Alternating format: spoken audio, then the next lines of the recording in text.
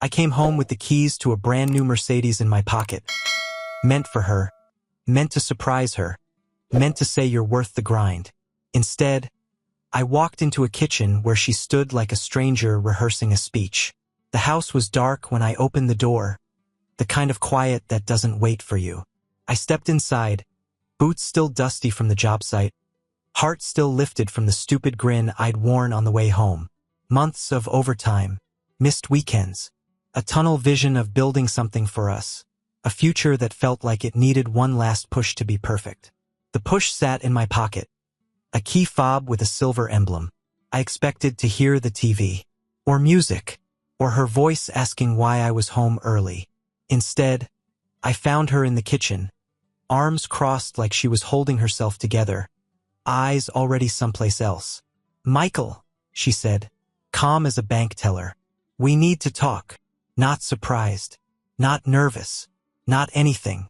I set my tool bag down and waited. I'd faced clients mid-crisis with more emotion than she had in that one sentence. She inhaled like she was about to recite lines. "I think we should separate." The words didn't hit like a hammer. They landed like something overdue. I didn't interrupt, didn't ask why.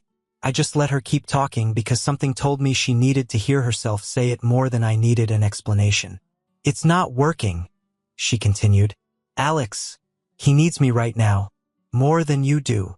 That name, the ex-boyfriend, the man she claimed she was totally done with, the man whose messages she'd once brushed off as pathetic. I felt something tighten in my chest. Not pain, just clarity. She waited for me to break. I didn't. "So you're leaving," I said. She nodded. Eyes steady, almost relieved. I reached into my pocket and felt the key fob press against my palm. It should have burned. Instead, it went cold. "Okay," I said. Her face twitched. Not guilt, surprise. She expected negotiation, maybe a fight. She wanted a scene so she could justify the script she'd built in her head. I didn't give it to her. "When?" I asked. "I can go tonight," she said, almost too quickly. "Alex is picking me up." There it was, the first honest thing she'd said all year. I leaned against the counter, arms loose at my sides. "If that's what you want, then go." No yelling, no bargaining, just the truth acknowledged and accepted. She blinked like I'd slapped her.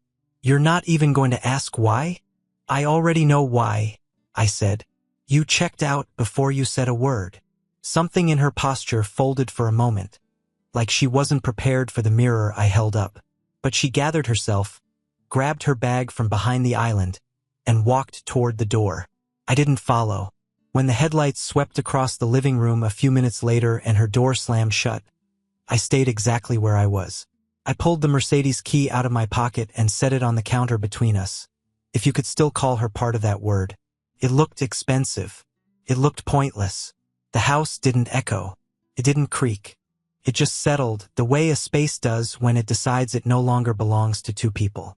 I stood there a long time, staring at the life I'd been building, realizing it had ended months before tonight, understanding she wasn't stolen, seduced, or confused. She was gone long before I got home, and I did the only thing a man with any pride left could do. I breathed, I steadied myself, and I didn't look back. I woke up before my alarm, the kind of early where the sky isn't even trying yet.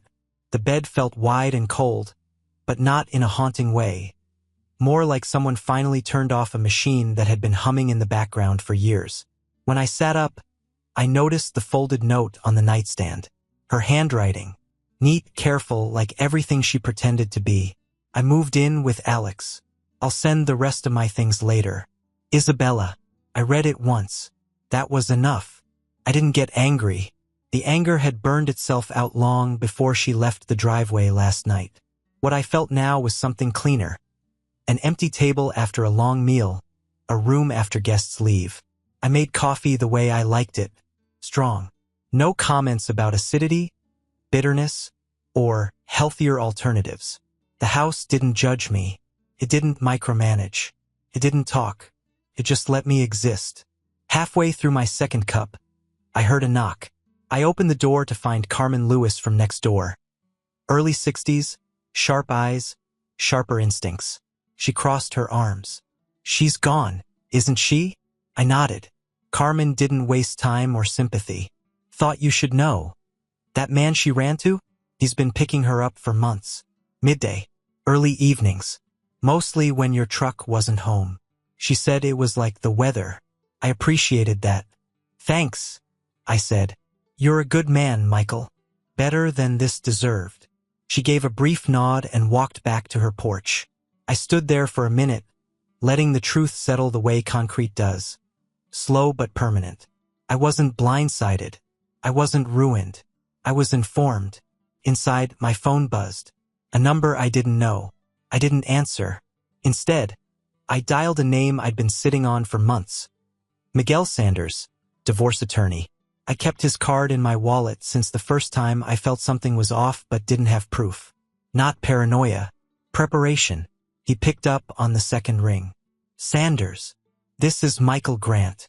I need to set up a meeting. He didn't ask why. Tomorrow. 10 a.m. Direct. Efficient. My kind of man. After I hung up, I cooked breakfast, eggs and sausage.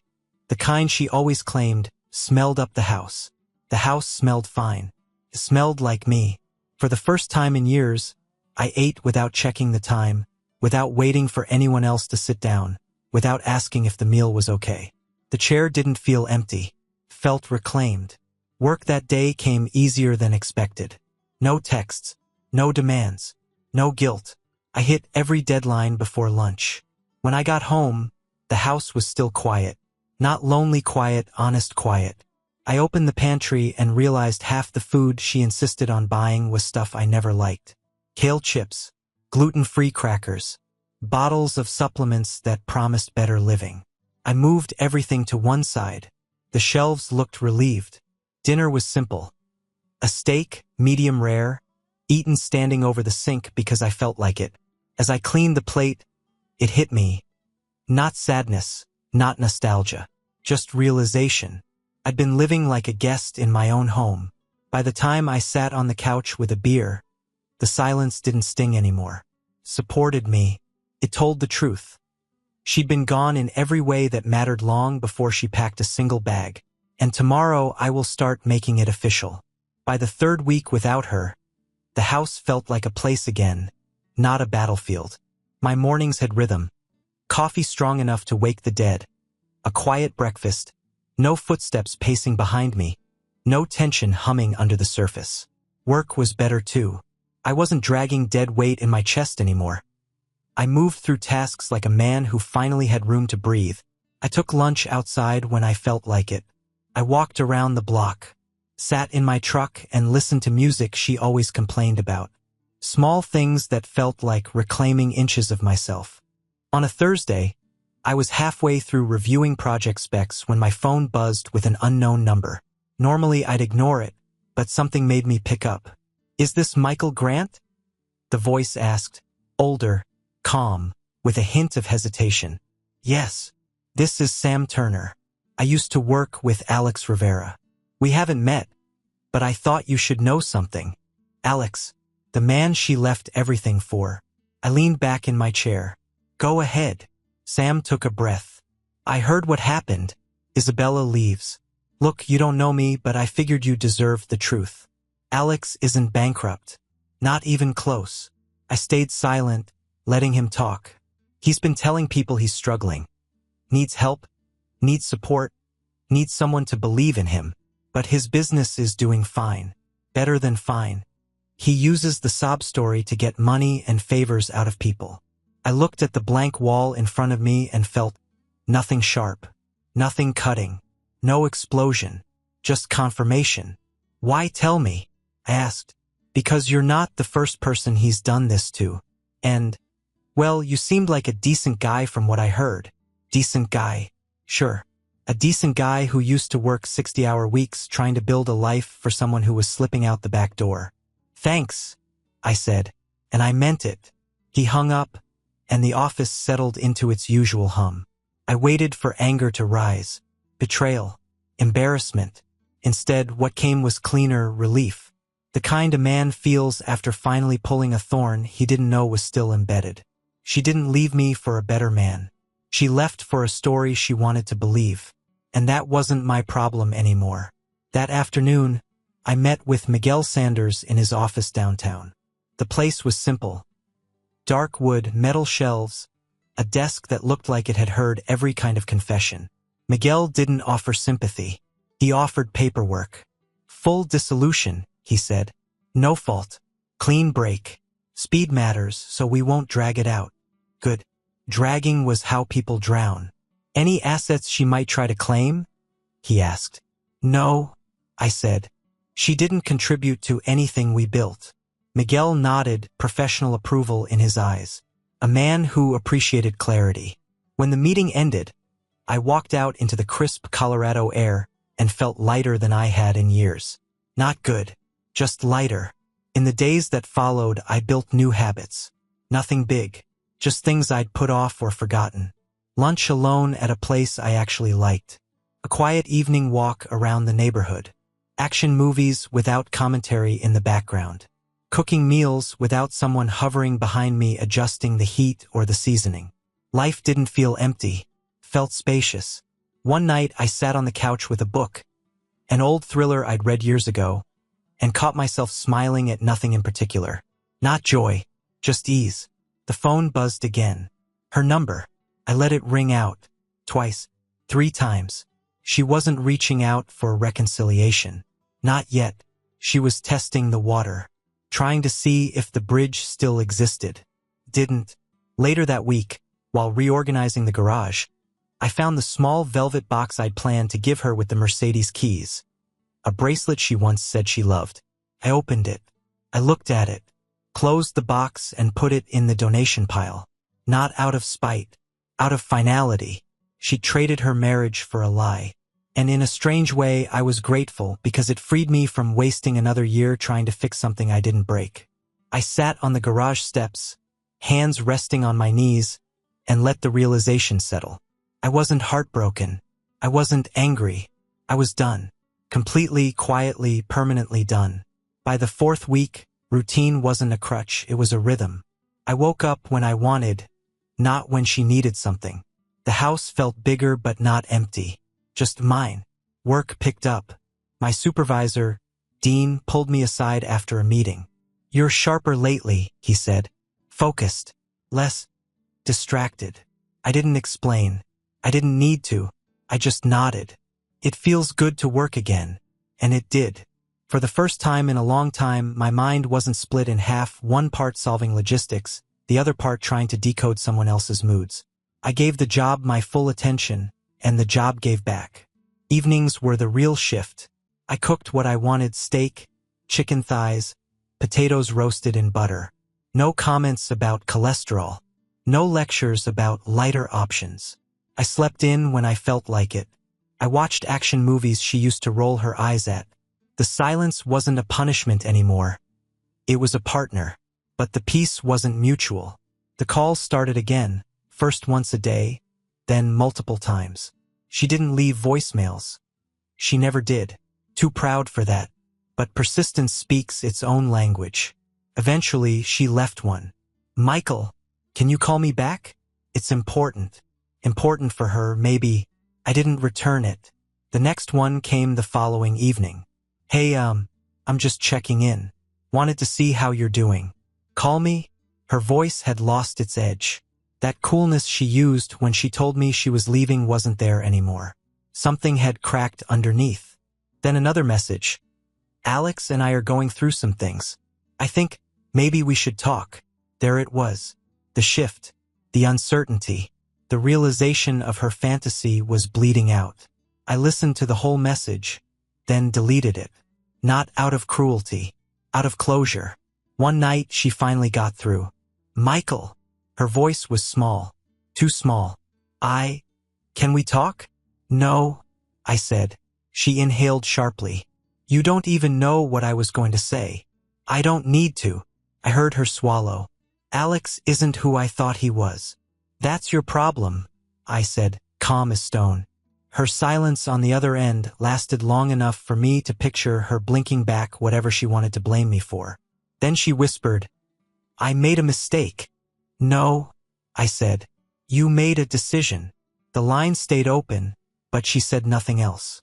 Eventually she hung up.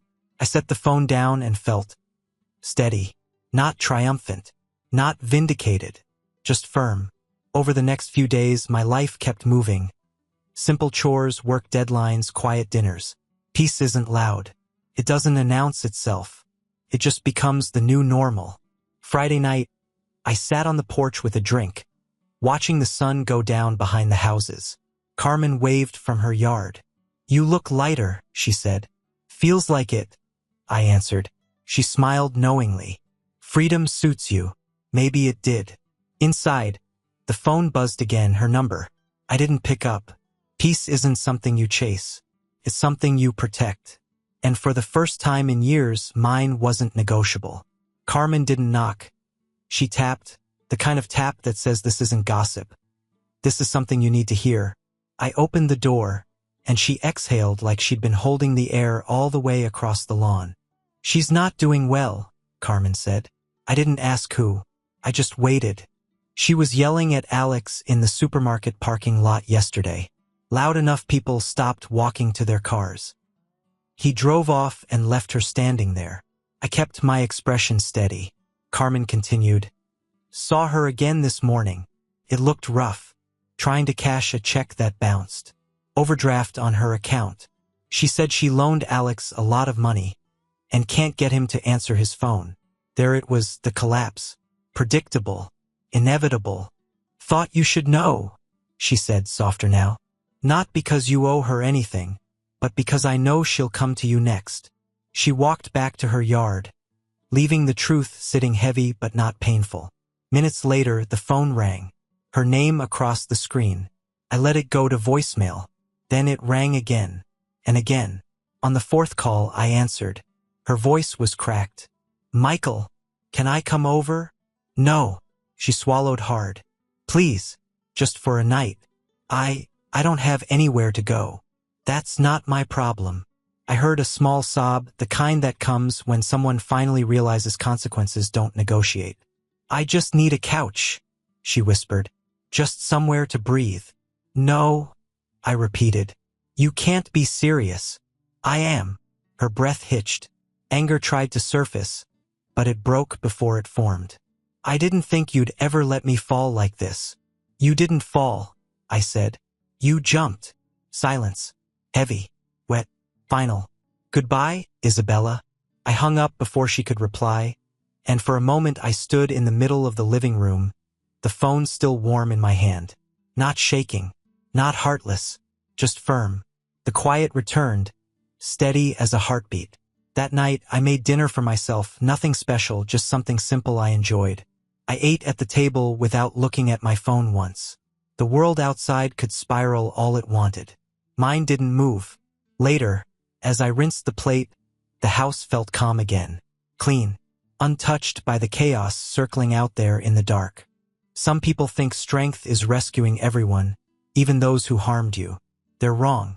Strength is knowing when not to open the door. The dealership smelled like polished leather and quiet confidence.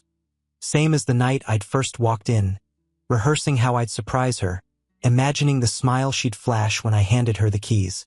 Funny how things change. A young salesman in a fitted suit approached, all bright energy and perfect posture. Looking for anything specific today? Yeah, I said. Something for me. His grin sharpened. Let's find it. He walked me past rows of cars that were all variations of success. Sleek lines, clean engines, promises of freedom on four wheels. I stopped in front of a midnight blue C-Class. The paint caught the light like calm water at dusk. Sharp, clean, masculine. This one, I said. Want to test drive it? No need. He looked surprised, but he didn't argue. 30 minutes later, the paperwork was signed, the deal was clean, and the keys were mine. Not symbolic keys. Not compromised keys. Not I hope she likes it keys. Mine. When I slid behind the wheel, the seat adjusted around me like it knew the shape of a man who'd earned something and wasn't asking anyone's permission to enjoy it. The engine started with a low, steady rumble, strong without showing off. I drove out of the lot with one hand on the wheel and a quiet that belonged purely to me. No guilt, no hesitation, no imagining her in the passenger seat. Just the road, and the man driving it. Back home, I pulled into the driveway, and Carmen was watering the flowers along her fence. She glanced over, eyebrows lifting. "Well," she said, "look at you." I stepped out of the car. "What do you think?" "I think that car fits you better than that marriage ever did." I laughed, a real one from deep in the chest. She smiled back and returned to her plants. Inside the house, the air felt different. Not because of the car, because of the choice. You can spend years giving, sacrificing, bending until you're unrecognizable. But sometimes it takes one clean decision, a gift to yourself, to reset your spine. I set the keys on the counter where I'd once placed the ones meant for her. No sting this time, just satisfaction. Later that evening, while I was seasoning a steak, there was a knock at the door. I opened it to find Sophie, Isabella's sister, on the porch, arms crossed, frustration already written across her face. "Michael," she said, "we need to talk." "No," I said. "You want to talk. I don't need to." Her jaw tightened. "Isabella is struggling. She's in a really bad place. You're her husband." "Not anymore. You could at least help her get back on her feet." "She jumped off them," I said. "That's on her." Sophie huffed, shaking her head. "I can't believe you're this cold." "I'm being clear. She gave up everything for someone who manipulated her." "She gave up everything voluntarily," I said. "She wasn't lied to by a mastermind. She believed what she wanted to believe. That's not my burden." Sophie opened her mouth again, but I lifted a hand. "You came here to make me feel guilty," I said. "Save your energy." "I don't feel anything anymore." The truth hit her harder than any argument could. Her shoulders lowered, eyes losing their fire. She looked past me into the house. Clean, calm, steady. And something told me she understood that door wasn't opening again. "Tell her," I said, "that this is the last time anyone comes here asking for anything." Sophie swallowed, nodded once, and stepped back. "Good night, Michael. Good night." I closed the door, locked it, not out of fear, out of finality. The steaks sizzled in the pan, the house smelled like real food, and the keys to my new car sat on the counter like a quiet reminder. The first Mercedes wasn't for her. The second one finally was for the right person. Me. The storm hit fast. Sheets of rain slamming the roof hard enough to drown out the TV. I was halfway through a book when the doorbell rang. Once, twice. Not frantic, but insistent. I opened the door and saw a crowd on my porch. Isabella, her mother, her sister Sophie, a friend I barely recognized, and a man in a suit holding a folder. A lawyer. All of them soaked through. All of them standing together like some intervention committee. I stayed in the doorway, dry, calm, not offering anyone a step inside. Isabella stepped forward. Her hair was plastered to her face, eyes red, clothes clinging in the rain. "Michael, please, we need to talk." "No," I said. Her mother pushed forward, voice trembling with outrage. "How can you turn her away in this condition?" "She chose to be here," I said. "Not my problem." Sophie glared at me. "She's hit rock bottom." "She dug the hole," I replied. The lawyer cleared his throat. "Mr. Grant, we're here to discuss temporary housing arrangements. Isabella is in a precarious situation, and given your marital history, it would be reasonable for—" I cut him off. "We're nearly divorced. And even if we weren't, she doesn't live here." Isabella's voice cracked. "Michael, I made mistakes. I see that now. I was stupid. I was blind. I shouldn't have left you." The rain hammered the porch roof. I didn't move. She took another shaky breath. "Can I just come inside to talk? For a minute?" "No."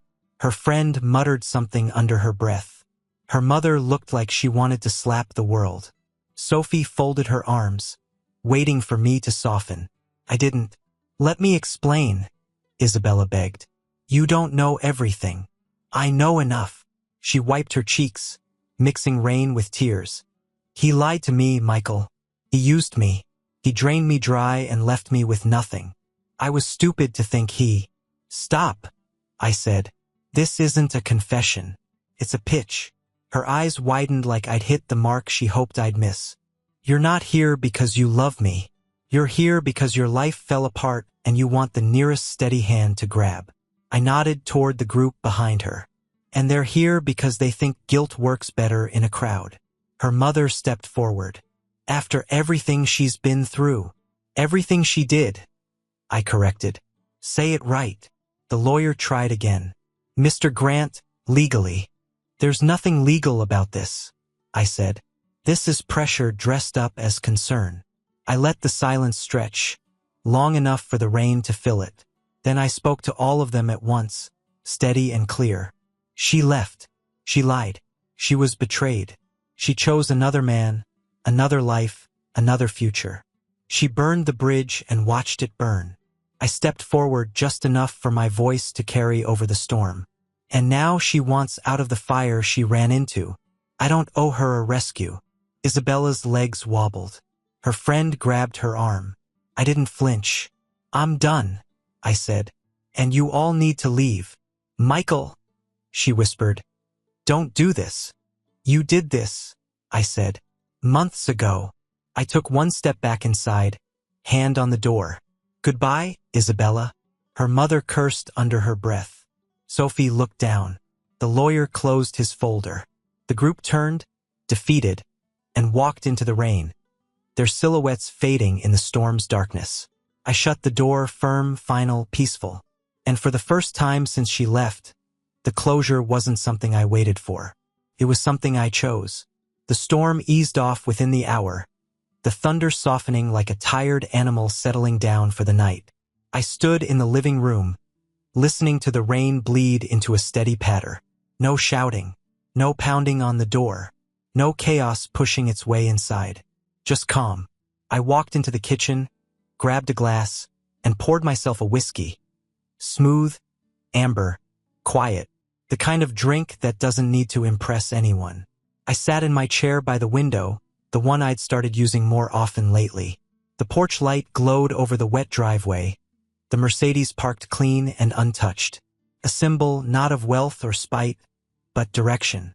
I opened the book I'd been reading, not because I needed distraction, because I wanted it. That difference mattered now. A few pages in, my phone buzzed. Her name lit up the screen. I let it ring until it stopped. Then it buzzed again. Then it stopped. No voicemail. She was out of words. Good. I leaned back in the chair and let the quiet fill the room. It wasn't cold. It wasn't lonely. It was mine. Fully, finally, without someone else's moods bending it out of shape. Outside, the rain tapped against the windows like it was checking if it was allowed in. Inside, the house stayed warm from the soft glow of the lamp and the heat rising from the whiskey in my hand. I thought about the night she left. The silence. The shock. The weight. I remembered the keys on the counter. The confusion. The questions I didn't ask because the answers didn't matter. Now none of it carried anything. No bitterness. No regret. Just distance. I didn't hate her. And that was the final step. Hate is still a connection. Still a tether. Still a place where someone else's choices live inside your chest. I wasn't carrying any of that now. I closed the book for a moment and let my head rest against the cushion. The house creaked in the gentle way old homes do when they're finally allowed to relax. The world outside kept moving. Cars passing in the distance. Thunder rolling somewhere far off. A dog barking 2 houses down. But in my space, everything was still. Balanced. Clean. I realized then that this was what I'd been working toward without knowing it.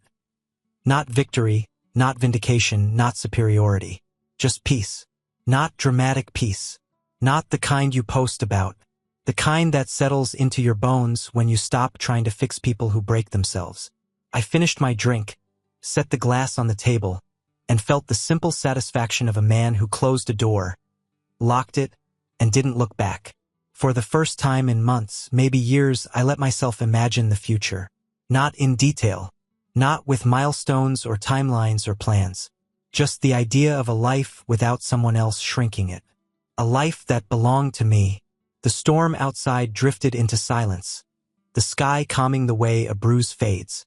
The house matched it, quiet, steady, settled. I picked up my book again, turned a page, and felt no weight in my chest. No anger, no cash, no questions. Just peace. Complete, final, mine. Subscribe and stay one step ahead of cheaters. And trust me, the next story makes this one look like a fairy tale.